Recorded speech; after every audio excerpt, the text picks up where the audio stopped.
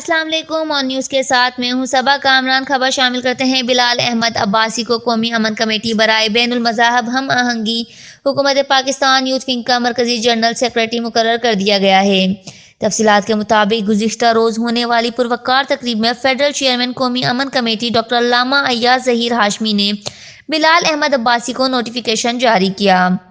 اس موقع پر قومی امن کمیٹی برائے بین المذاہب ہم آہنگی اسلام آباد یوتھ ونگ کے صدر ملک عاصم علی اور ترنول پریس کلب اسلام آباد کے جنرل سیکریٹری ملک قاسم علی، راولپنڈی ڈویژن کے وائس چیئرمین عبداللہ محمود، یوتھ ونگ اسلام آباد کے سینئر وائس چیئرمین سید باقر علی شاہ کاظمی، گلگت بلتستان ضلع نگر یوتھ کے صدر شہادت حسین، ضلع غزر کے صدر عمر خان نے چیئرمین امن میڈیکل انسٹی ٹیوٹ کے چیئرمین عارف اللہ خان کو قومی امن کمیٹی برائے بین المذاہب ہم آہنگی خیبر پختونخوا کا صدر اور پیر سید افتخار حسین شاہ کاظمی کو مرکزی نائب صدر منتخب ہونے پر مبارکباد پیش کی۔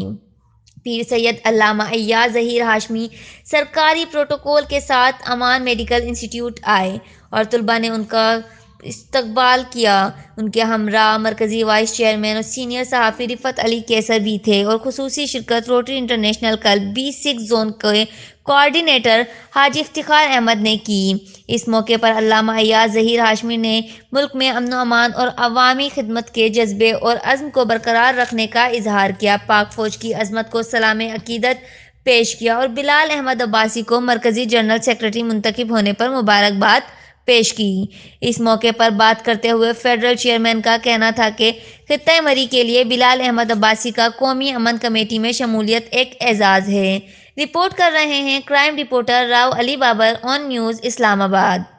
لائک کریں، کمنٹ کریں، شیئر کریں اور بیل آئیکن کو پریس کرنا مت بھولیں۔ دیکھتے رہیے آن نیوز۔